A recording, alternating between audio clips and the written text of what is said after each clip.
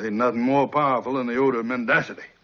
As a, then transitioning to the last matter the court wanted to put on record, upon further review, this court will in fact enter an order sending Mr. Adams and Steele's, Mr. Weinstein, and Mr. Banks' motion to recuse to another judge pursuant to Uniform Superior Court Rules 25.1 through 25.7 in the method and manner prescribed by our local rules. So this written order is entered. I will enter the order transferring it. And until such time as those two things are decided, then we'll be in recess until that time. And we will just inform our jurors that they're until this is, they're not supposed to come back on Monday until Monday anyway. So I will have Deputy Ingram and Ms. Umana indicate to them that they are still on recess and we're continuing to work. And that, my friends, is the last that you're going to hear from Judge Earl Glanville in this Young Thug trial. Good afternoon. Welcome to this special breaking legal news edition of Inside the Law. I'm your host, Philip Holloway. Before you say something, you've probably already noticed that I'm not in the same place and that I've got a virtual background, and all that's true.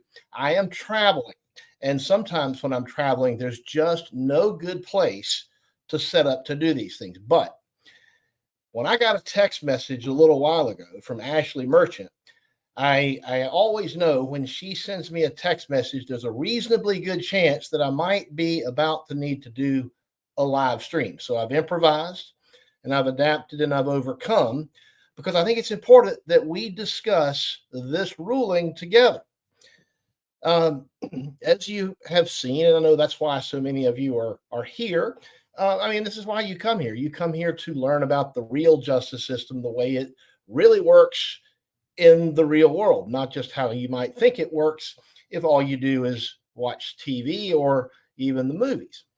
And so I guess it's really no secret for those of you who have been with us here before Inside the Law that I thought that this motion should have been granted. I think Judge Glanville was out of bounds. I think the ex parte proceeding, the meeting in his chambers, I thought it was out of bounds. And so this motion eventually, the judge, as you saw in that clip, he got around to doing the right thing and transferring the case to another judge. So by way of recap, what has to happen when a proper motion to recuse is filed? It's got to have an affidavit attached to it with facts that, assuming they're true, would support the recusal. And if it's timely filed, in other words, within 5 days of when the lawyer learns of the information that would justify the recusal, and if the affidavit is sufficient, the judge must stop working on the case right then and let another judge consider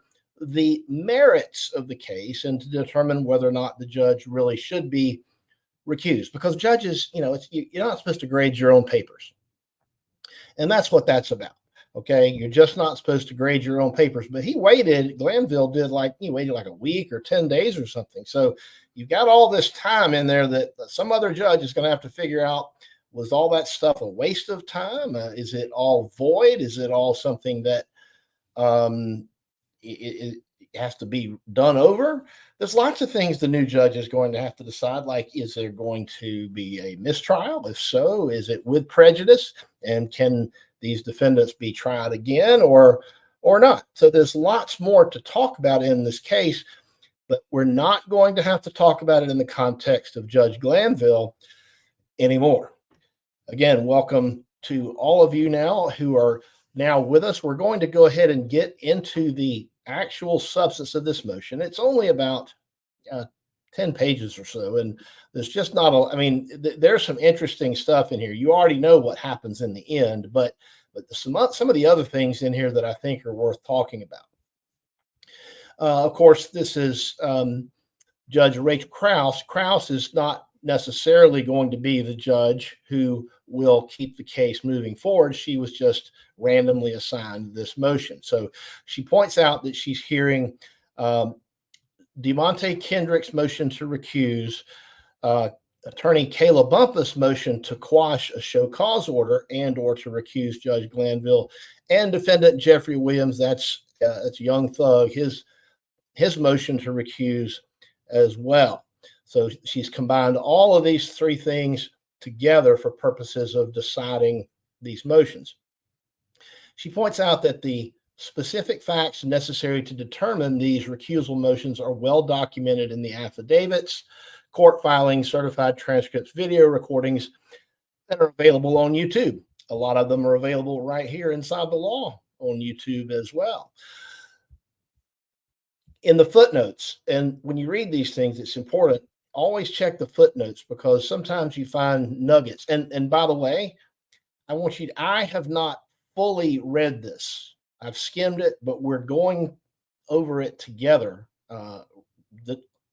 All of us together right now, myself including, some of us for the first time. So let's just see what we can find. This court previously considered and denied Kendrick's motion to disqualify Fulton Superior Court judges. That's the entire bench of Fulton County, all the judges. They wanted to have the recusal motions go out to an entirely different judge in another county, but that didn't happen.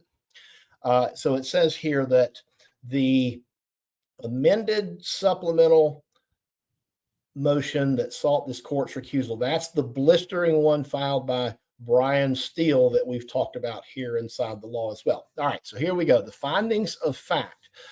These arise out of a multi-defendant prosecution alleging gang activity, etc. 28 defendants were named in the indictment. Only 6 of them were being tried as of June 7th, 2024. There's another footnote there, number 2, that I want to get to. But before we do, let's keep looking at the facts.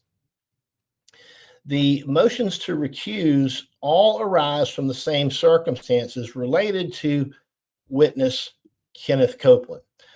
And in case you don't remember who Kenneth Copeland was, let's just see if I can refresh your memory. Indeed, our jury has left us. Mr. Copeland, given the fact that you have invoked your Fifth Amendment privilege, but the state has already given you immunity under 24-5-507, this court holds you in willful contempt, and we'll see you on Monday.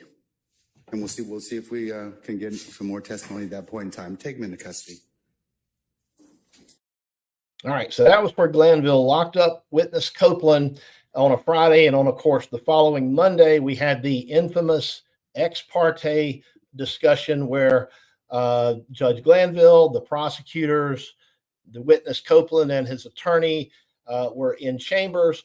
And of course, the ex parte is something that should never have happened. It was, in my view, improper and unlawful and probably unethical as well. And that gave rise to all of these motions to recuse, as well as attorney Brian Steele being held in contempt and ordered to jail before the Supreme Court gave him a bond because he refused to tell Judge Glanville how he learned of this ex parte. All right. So it says the state intended to call Copeland. Prior to his testimony, counsel for Copeland, Jonathan Melnick, appeared and indicated in open court Copeland did not wish to testify and he wanted to invoke his Fifth Amendment privilege. Glanville brought Copeland into court and discussed with him in open court the effect of an immunity order. Glanville specifically told Copeland that if he invoked the Fifth and refused to testify, the state would ask for Copeland to be held in contempt. Glanville also told him that he would jail Mr. Copeland for refusing to testify. Now here, guys, it's worth remembering. They did give him immunity, but the Fulton DA's office does not have the authority to give immunity for federal crimes. And of course, some of the things that he would have been talking about might give rise to criminal liability for federal crimes. So his attorney, in my opinion, did the right thing and told his client, don't answer these questions because they can't give you full immunity because the feds can still come after you. That's exactly what I would have done. Nevertheless, Glanville said he's going to throw him in jail. After that discussion, Copeland spoke with his attorney and indicated he would testify. When he was asked his age, instead of answering how old he was, he said, I plead the Fifth. All right, so here's footnote number 2. Khalif Adams' case was severed, and though he's not currently on trial, his case was transferred to this court because Caleb Bumpus's motion to recuse Glanville in association with the show cause was filed in Adams' portion of the docket. Okay, so this appears to be something that's very technical. Don't worry too much about footnote number 2.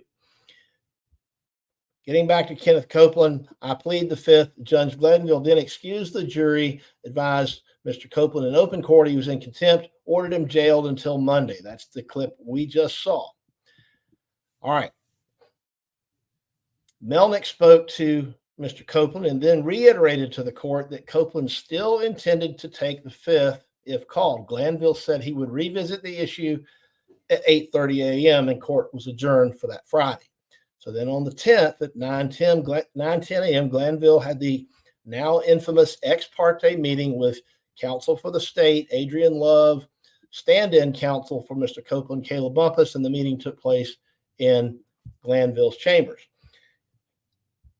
Counsel for the trial defendants did not participate in the meeting and were not aware that the meeting was taking place.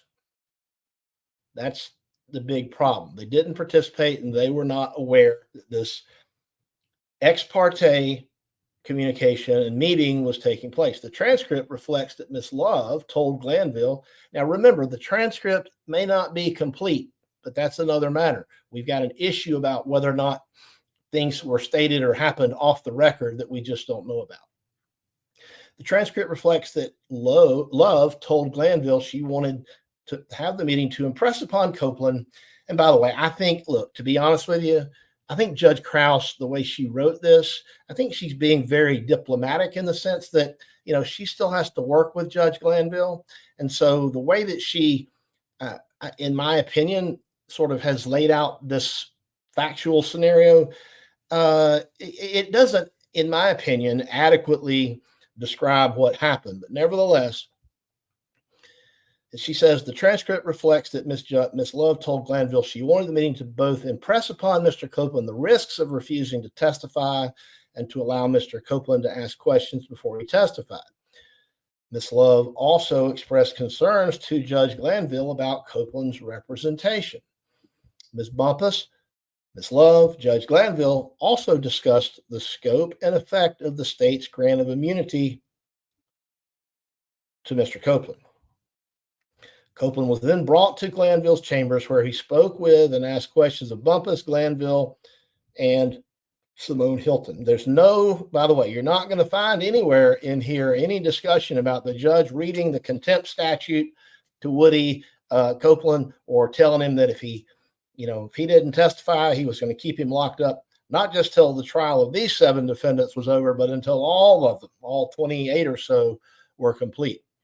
Footnote number 4 tells us 2 investigators from the DA's office and multiple deputies were present in court, as well as 1 or more members of Glanville's staff, including its court reporter who took down the conference, at least hopefully most of it.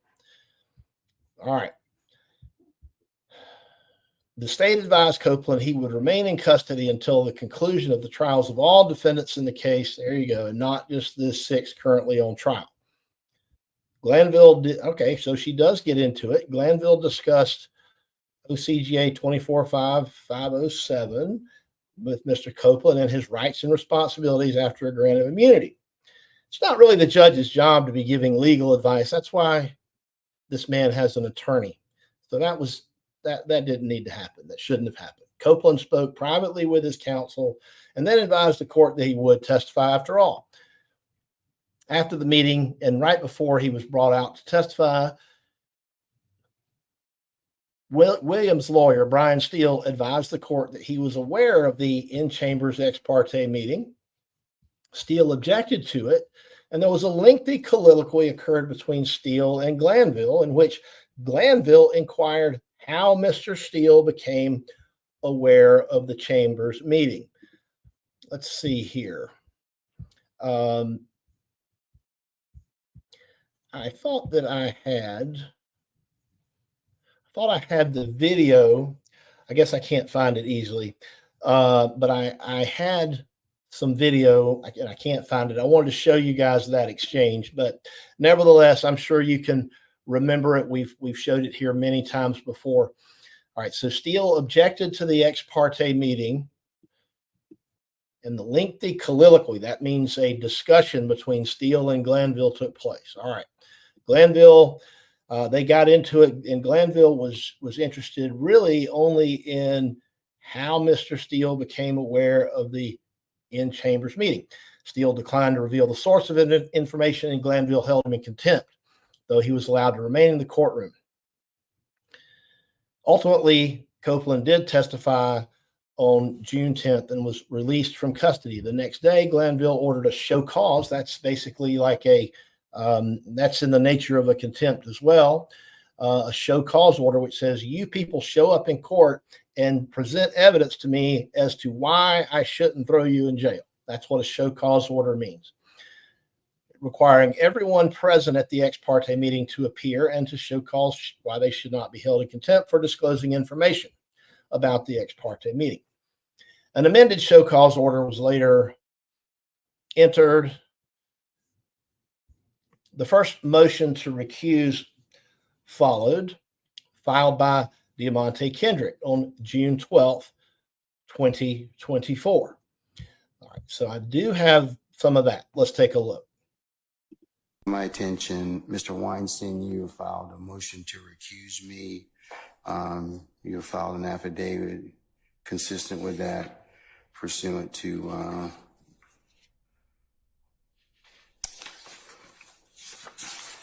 Uniform Superior Court Rule, I believe 25.2. The court's had an opportunity to read your motion. I've also had an opportunity to take a look at, because this issue comes up a fair bit, Baptiste versus the state. I invite you to take a look at that, and that's from our Court of Appeals, 229 Georgia Appeals 691. Basically, you can't file a motion to recuse for ruling that a trial judge makes, okay? And that's what you're doing in this particular situation. You're saying you don't like what I ruled upon. You're alleging some facts in an affidavit that support that decision. Because if that were the case, then no trial judge would be able to sit through a trial and give adverse rulings. So for the reasons set forth in Baptiste and other cases, I'm going to deny your motion to recuse on its face, okay? Your Honor, may I just address what you said? I disagree with your characterization that I filed a motion as a result of any ruling. No. Well, you did in your affidavit. I'm taking in your affidavit as face value, okay? All right, I'm not contesting where you got the information from, at least not yet. Yes. But I'm just saying that because it also encompasses that I made a ruling.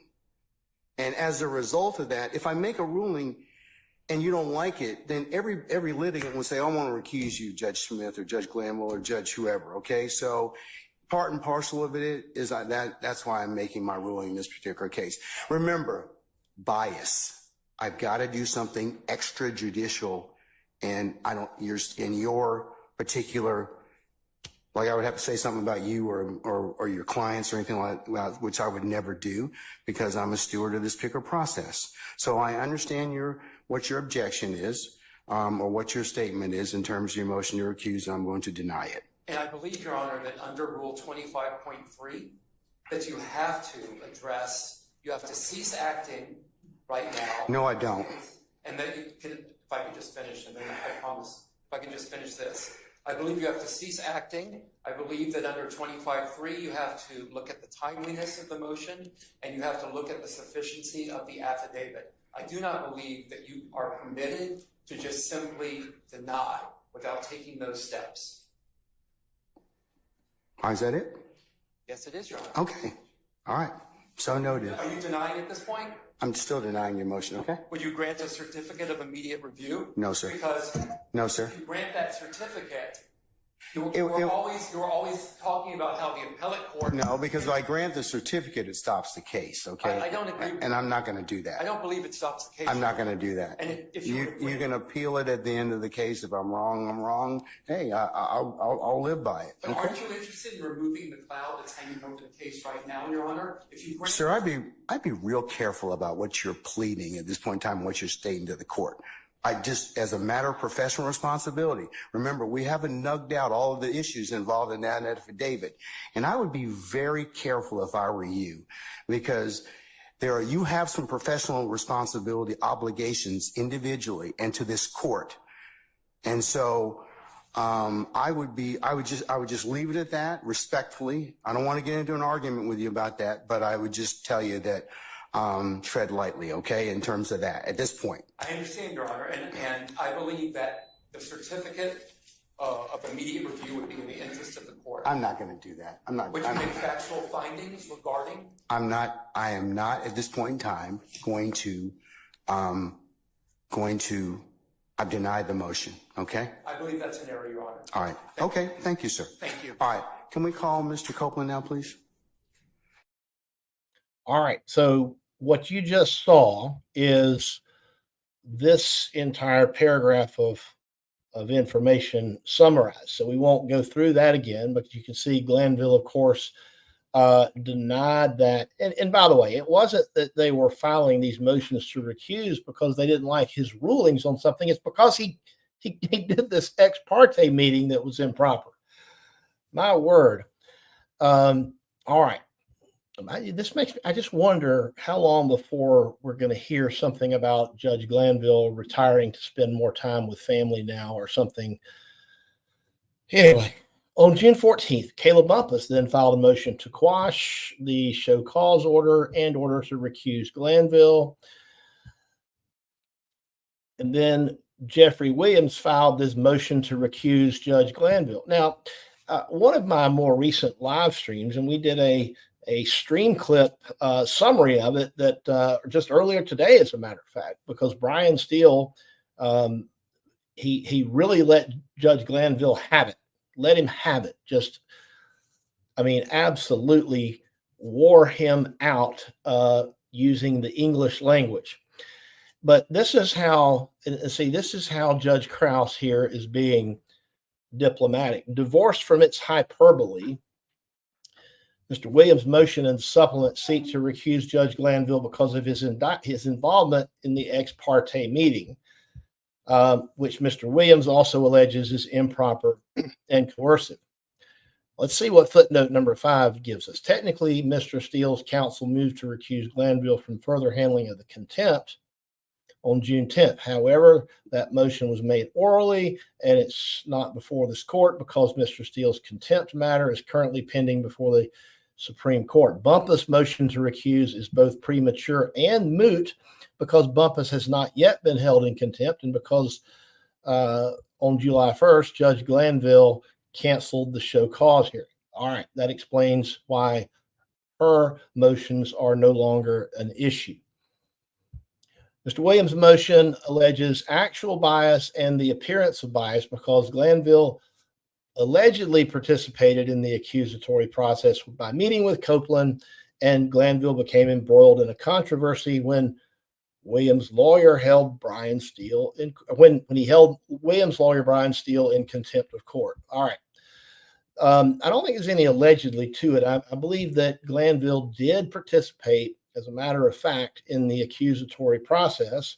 That's what it appears to me to be based on all that I've seen and heard.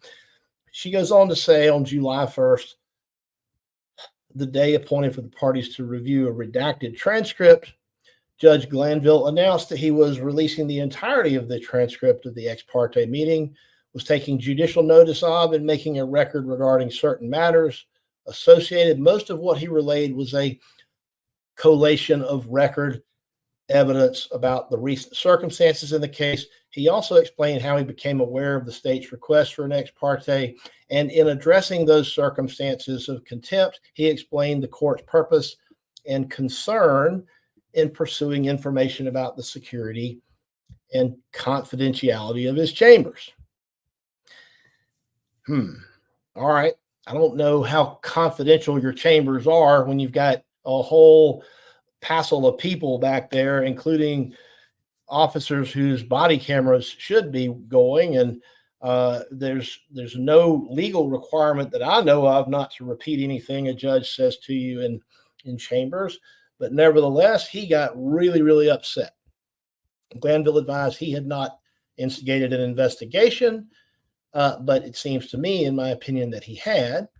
But he said he had reviewed surveillance footage. He's trying to find out who spilled the beans about the ex parte.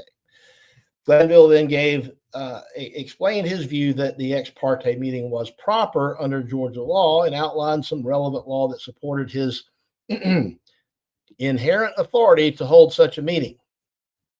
I'm sorry, there is no inherent authority to hold an illegal ex parte meeting. Doesn't exist. Can't be done. Glanville maintained that no one gained a tactical advantage as a result of the ex parte meeting. Only the prosecutors who got, they got to browbeat their witness in private, tell him they were going to throw him in jail and all this stuff unless he testified. I think that's a tactical advantage. Absolutely. And it's a tactical advantage when that witness says, if I do testify, I'm going to lie.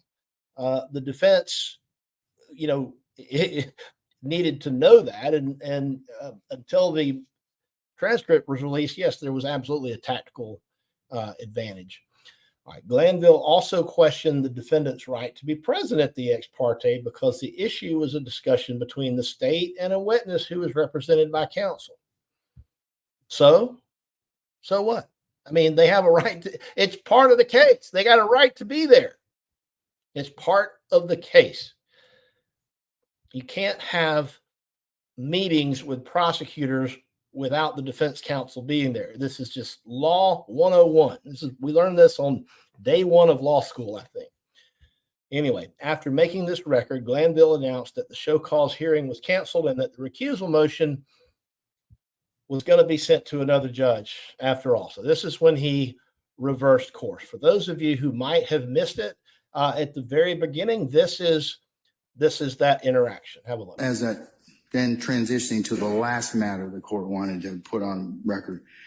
Upon further review, this court will in fact enter an order sending Mr. Adams and Steele's, Mr. Weinstein, and Mr. Banks' motion to recuse to another judge pursuant to Uniform Superior Court Rules 25.1 through 25.7 in the method and manner prescribed by our local rules. So this written order is entered.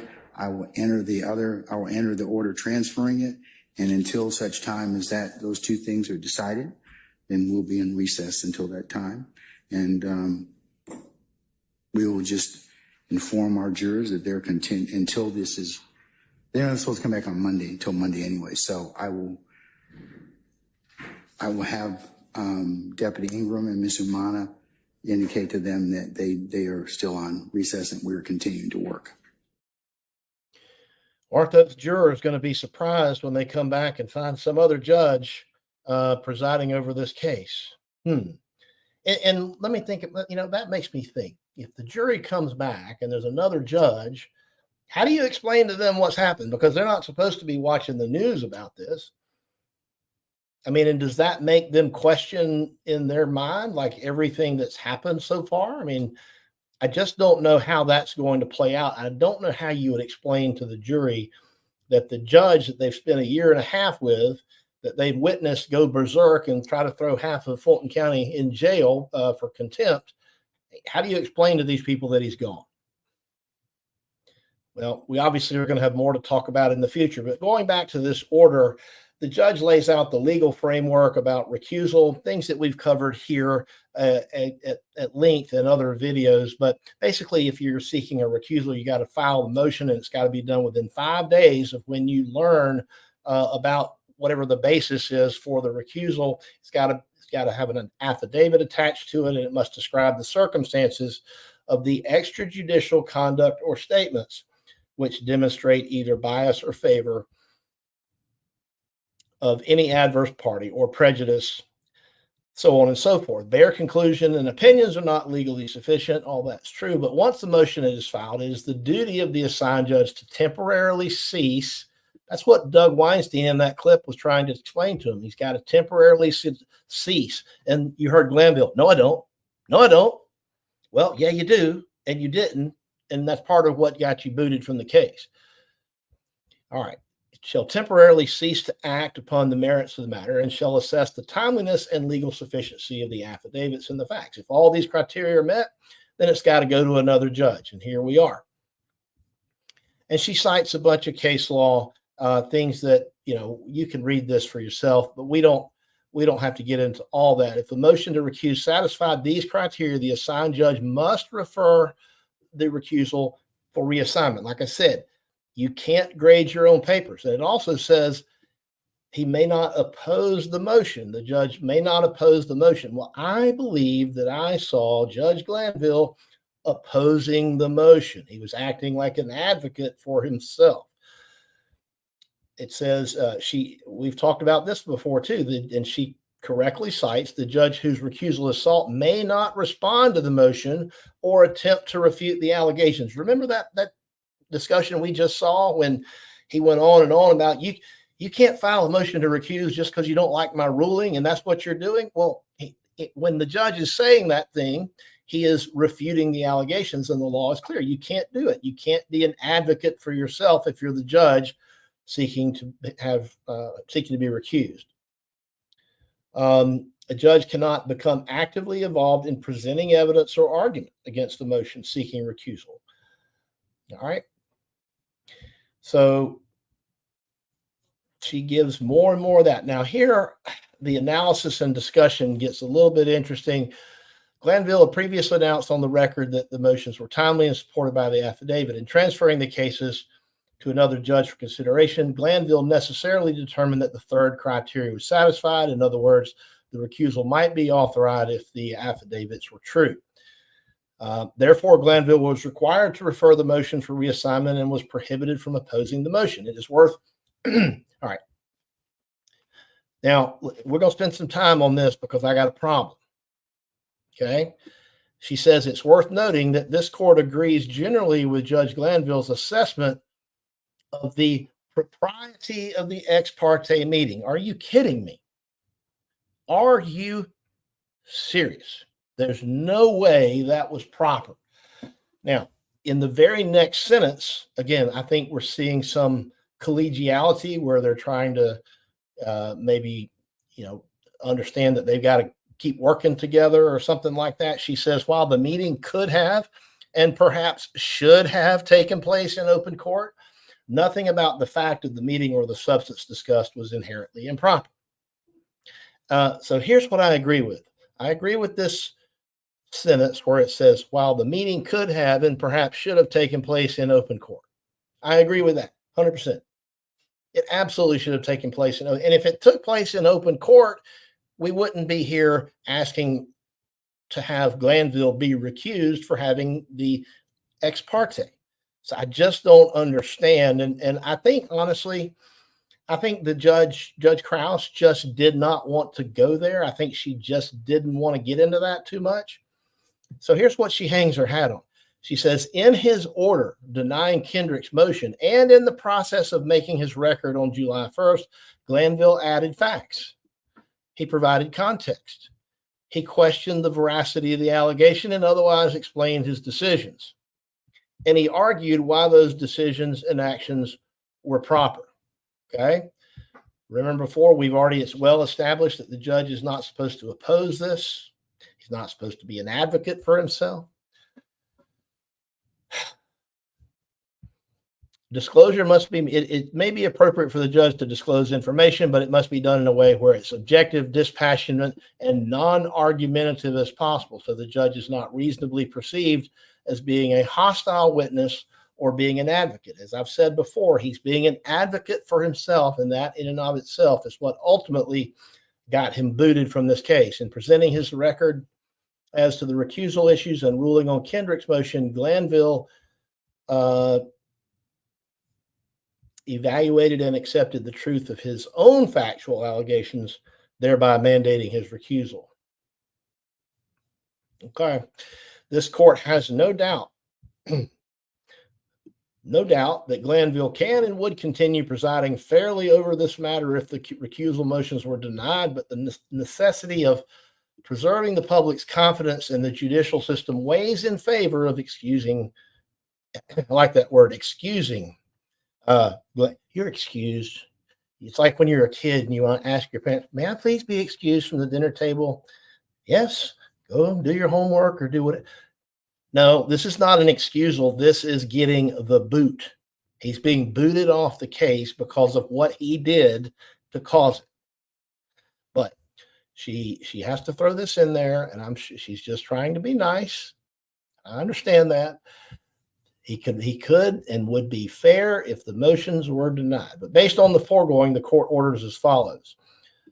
Kendrick's motion to recuse is granted. Bumpus' motion is denied because it's moot. It's no longer an issue. Williams' motion to disqualify is granted.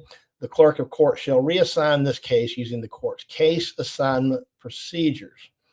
All right. So the case assignment procedures will require this case to go on what's called the wheel. It's not an actual wheel, but it's a computerized, randomized process by which a judge other than Glanville, theoretically it could be Krause, but probably not. But it's going to go to another judge. We don't know who that is. And when it gets there, I mean, my goodness, what's the first thing you've got to do? You've got to file a motion for mistrial. You've got to get into all that before you can, and you've got to have an evidentiary hearing. Remember, Brian Steele wants to call Glanville as a witness, as well as the prosecutors in the case. So you're going to have some crazy evidentiary hearings before you can the jury may not come back ever, or maybe not before Christmas. Who knows? But in any event, there's a lot that has to happen once the new judge gets it. Maybe a motion for bond. I would file that. I would file motions for bond, but I would certainly be trying to get this case mistried. And by the way, if that happens, it will be because of the actions of the prosecutor and of Judge Glanville that necessitate the motion for mistrial. So if it's granted, it would be with prejudice, meaning it cannot be retried. All right. Well, there you have it, folks. This is our breaking legal news. We've got Judge Glanville gone. There's other breaking legal news, of course. We had the Donald Trump Florida documents case got dismissed, but that's going to be another stream for another time. I don't know. So Kate it says in the comments here that Judge Ingram has been assigned. And we're going to have to, I don't know. I mean, this is the first I've heard of it. But we will just have to, see. Right. But Kate points out Judge Ingram is all about ethics if you look at her bio. All right, so if that's true, maybe that's a great sign. Obviously, we have more to come on this case. I want to say thanks to all of you for joining me here inside the law for this special breaking legal news. And just by way of reminder, I want to make sure that all of you remember, don't be this guy. Man, can I get a water or something? I'm so high right now, y'all. I'm about to go to sleep on y'all now. I ain't gonna tell you no lie. Yes, you may. We're going to take a break. Hang in there. Thank you. We'll see you all next time here inside the law.